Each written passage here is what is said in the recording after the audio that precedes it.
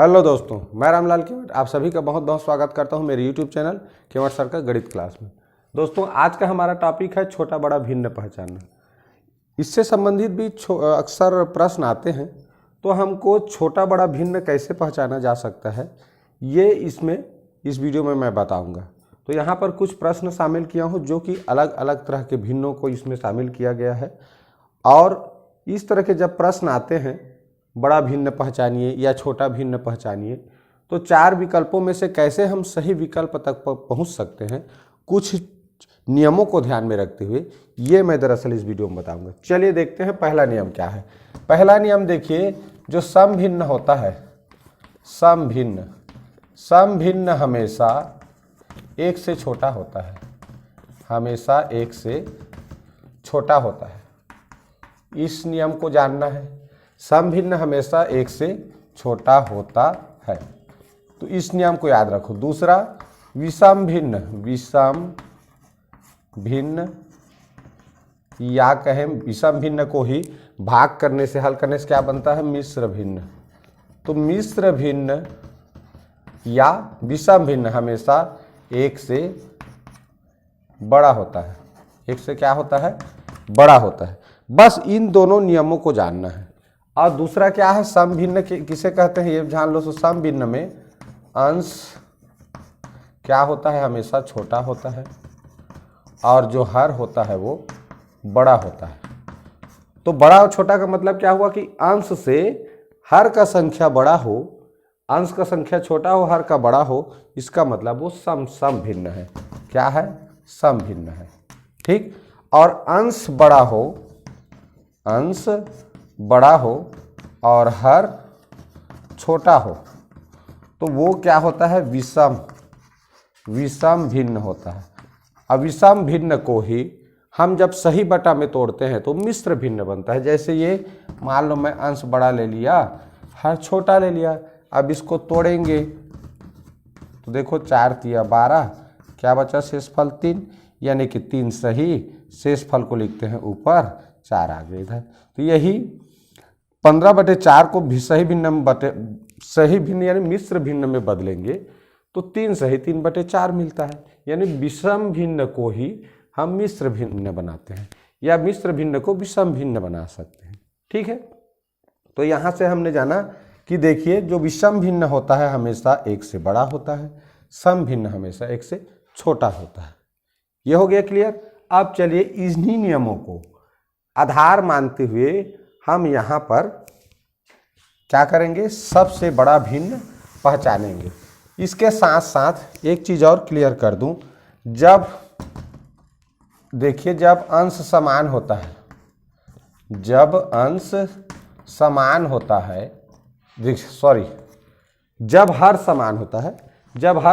होता है, तो जिसके अंश बड़े होते हैं वो बड़ा भिन्न होता है। तो ये बड़ा भिन्न है। ठीक, क्योंकि हर जो है समान है, यानी कि हर एक वस्तु को 4 टुकड़ा किया गया है, तो भाई 3 टुकड़ा लेंगे वो बड़ा होगा, 2 टुकड़ा उससे छोटा होगा, 1 टुकड़ा उससे भी छोटा होगा, क्योंकि हर यानी टुकड़ों का जो संख्या हो तो समान है। ठीक, एक वस्तु को समान टुकड़ा समान भागों में बांटा गया है। ये हो गया पहला नियम। दूसरा नियम क्या करना है, मान लो इस तरह है 1/3, 1/2, 1/4, इन तीनों में देखें तो यहाँ पर देखिए अंश समान है, अंश में 1 लिखा है। जब अंश समान है यानी लिए गए टुकड़ों की संख्या समान है, लेकिन एक वस्तु को 3 टुकड़ा करें, एक वस्तु को, उसी वस्तु को अगर 2 टुकड़ा करें या 4 टुकड़ा करें, तो 2 टुकड़ा करेंगे वो वस्तु का जो अंश है यानी कि टुकड़े का साइज है वो बड़ा होगा। जैसे ये देखिए 3 एक समान वस्तु ले लेते हैं, इसको अगर 2 बराबर टुकड़ा करें, इसको अगर 3 बराबर टुकड़ा करें, इसको अगर 4 बराबर टुकड़ा करें, तो देखिए ये 1/4 है, ये 1/3 है, और क्या है, ये 1/2 है।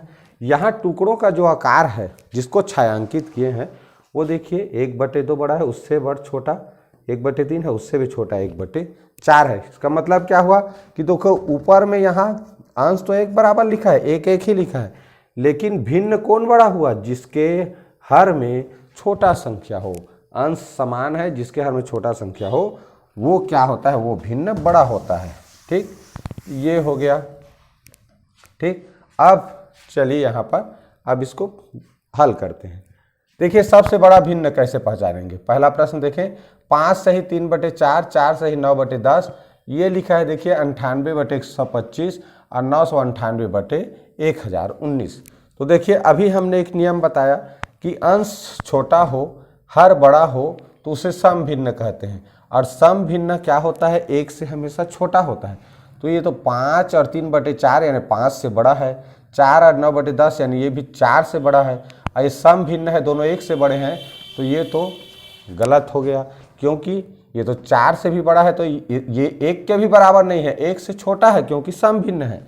अब देखिए ये दोनों में तो ये 5 सही यानी 5 से ज़्यादा है, ये 4 से ज़्यादा है, 4 से ज़्यादा है लेकिन 5 से कम है, क्योंकि ये सम भिन्न है और सम भिन्न का मान 1 से कम रहता है। तो 4 से ज़्यादा है, ये 5 से ज़्यादा है, तो ये 5 से ज़्यादा है, मतलब ये सही आंसर है। ठीक, तो ये सबसे बड़ा भिन्न है। तो कभी भी इस तरह मिश्र भिन्न भी दिया है, सम भिन्न दिया है, तो याद रखें सम भिन्न तो 1 से छोटा ही होता है, तो मिश्र भिन्न हमेशा 1 से बड़ा ही होगा। तो फिर मिश्र भिन्न में देखना है, तो मिश्र भिन्न में देखेंगे सही बटा सही के रूप में जो बड़ा संख्या रहेगा वो हमेशा बड़ा संख्या, फिर इस भिन्न को देखने की जरूरत नहीं रहता। सही बटा में देख लो, सही के रूप में 5 लिखा है, इसमें 4 लिखा है, यानी 5 वाला बड़ा है। ठीक, चलिए दूसरा प्रश्न देखें, सबसे बड़ा भिन्न है 8 सही 9/10, इसमें लिखा है 60/9, एक विषम भिन्न है, और एक इसमें देखिए ये तो लिखा है, अब यहाँ देखो 99/100 एक सम भिन्न है, और ये 897/976 ये भी क्या है, एक सम भिन्न है, ऊपर छोटा है नीचे बड़ा है, तो ये दोनों कभी भी उत्तर नहीं हो सकता। लेकिन बच्चे यहीं पर जाकर गलती करते हैं, देखते हैं कि इसमें तो बहुत बड़ा संख्या लिखा है अंश और हर में, तो ये वाला बड़ा संख्या होगा, बड़ा भिन्न होगा, ऐसा समझते हैं और इस पर राइट कर देते हैं। तो ऐसा नहीं है, हमें देखना है ये सम भिन्न है या विषम भिन्न। तो चूंकि अंश छोटा हर बड़ा है इसलिए सम भिन्न है, और सम भिन्न हमेशा विषम भिन्न और मिश्र भिन्न से छोटा होता है, इसलिए इन नियमों के तहत दोनों बड़ा तो हो ही नहीं सकता क्योंकि दोनों सम भिन्न है। अब देखना है 8 सही 9/10, अब यहाँ एक विषम भिन्न दिया है, तो जब तक आप इसको मिश्र भिन्न में नहीं बदलेंगे तुलना नहीं कर सकते। तो देखो 60 को 9 से भाग दे दो, 9 छक्का 54, क्या बचा 6, क्या 6 सही 6/9। अब यहाँ 6 सही 6/9, तो देखो सही के रूप में 8 है, इसमें क्या है 6 है, तो भिन्न को देखने की जरूरत नहीं है, ये 8 बड़ा है, इसका मतलब यही सबसे बड़ा भिन्न है, तो ये वाला इसका सही आंसर है। ठीक, चलिए आशा है समझ आ रहा होगा। चलिए देखते हैं तीसरा प्रश्न, तीनों अलग अलग तरह के प्रश्न हैं, सबसे बड़ा भिन्न पहचानना जरूर है, लेकिन यहाँ पर जो ऑप्शन का जो ऑप्शन लिया गया है वो थोड़ा अलग अलग क्वालिटी का है। ठीक, अलग अलग तरह के हैं, जैसे देखिए 15 सही 1/2, 15 सही 1/3, 15 सही 1/4, यहाँ लिखा है 76/5, यानी कि ऊपर बड़ा है नीचे छोटा है, यानी कि विषम भिन्न है। तो यहाँ तो हमें पता चल रहा है कि ये सभी 15 तो समान है सही, लेकिन जो साथ में सम भिन्न रहता है, मिश्र भिन्न के साथ जो भी भिन्न रहता है वो एक सम भिन्न होता है, सम भिन्न माने 1 से छोटा होता है। तो यहाँ पर देखिए 76/5 को पहले क्या कर लें, 5 एकम 5 बचेगा 2, उतारेंगे 6, 5 5 25, क्या बचा 1, इस तरह 15 सही 1/5 मिला। ठीक, 15 सही 1/5 मिल गया। अब इसमें हमको तुलना करना है कि कौन बड़ा है। तो देखो 15 तो इसमें भी आया, इसमें भी 15 आया, ये 15 सही 76/5 को हमने क्या लिख लिया, 15 सही 1/5। अब देखिए बड़ा कौन है ये जानने के लिए अभी मैं नियम बताया हूँ, देखो सभी में अंश देखो एक समान है, इसका भी अंश 1 है, तो अंश जिसका छोटा होता है वही भिन्न बड़ा होता है। 15 तो सब में है, तो 15 को देख के नहीं कह सकते कौन बड़ा है, लेकिन अब ये भिन्न को देखेंगे जो सम भिन्न है, तो सभी के जो मिश्र भिन्न के साथ जो सम भिन्न है उसमें सभी के अंश में 1 है, यानी अंश समान है। तो अंश समान हो तो हर जिसका छोटा होता है वही भिन्न बड़ा है, तो ये वाला भिन्न बड़ा है। ठीक, चलिए अभी इसका बताए हैं क्यों बड़ा होता है। अब देखिए ये प्रश्न सबसे बड़ा भिन्न है, यहाँ देखो 12 सही 12 सही 12 सही 12 सही, सब में 12 सही लिखा है, लेकिन 12 को देख के नहीं कह सकते क्योंकि सब में 12 सही है। अब भिन्न को देखो तो 1/2, 3/4, 5/6, 4/5, इसका एक नियम होता है 1/2 भिन्न है, 3/4 हमको इसको देख के तय करना है, क्योंकि 12 तो सब में है। तो देखिए यहाँ पर अंश और हर का अंतर कितना है, 1 का अंतर इसमें भी है, 1 का अंतर इसमें भी, 1 का अंतर 1 से 2, ये देखो 1 का कम ज़्यादा लिखा है ना, तो वो हो गया उसका अंतर। तो जब भिन्न के अंश हर के बीच का जो अंतर है वो समान हो, अंश हर के बीच का जो अंतर है वो समान हो, तो सबसे बड़ी संख्या वाला भिन्न ही बड़ा भिन्न होता है। ठीक है, ये तरीका है पहचानने का। अंश हर के अंतर सब में एक जैसा है, एक ही का अंतर है सब में। ऐसी स्थिति में जिस भिन्न को लिखने में बड़े अंकों का, बड़े संख्याओं का प्रयोग किया गया हो वही भिन्न बड़ा होता है। तो इस तरह से देखें तो 12 तो सब में है, लेकिन इसमें सबसे बड़े संख्याओं का प्रयोग किया गया है सम भिन्न को लिखने के लिए, इसलिए ये वाला आंसर सही है। ठीक, 5/6 इसी में है, हो गया। अब देखते हैं इस वीडियो का अंतिम प्रश्न, ये थोड़ा अलग है। अब देखिए यहाँ लिखा है 3/5, 4/9, 5/12 और 9/19, 9/19 इस तरह लिखा है। अब इस तरह के भिन्नों में सबसे बड़ा भिन्न कौन सा है, ये अगर जानना है आपको तो सबसे सटीक तरीका है, एक तो इस तरह गुणा करते हैं, लेकिन वो गुणा करने वाला कई जगह फंसने का चांस रहता है। ठीक है, इसके साथ कई बार तुलना करना पड़ जाता है। तो मैं जो नियम बता रहा हूँ वो वाला विधि करना सबसे बेस्ट है। जैसे 3/5 लिखा है, ऊपर में 2 शून्य लिख दो, 4/9 लिखा है, ऊपर में 2 शून्य बढ़ा दो, शून्य कर दो। उसी तरह 5 को 500/12 लिख लो, इसको 900/19 लिख लो।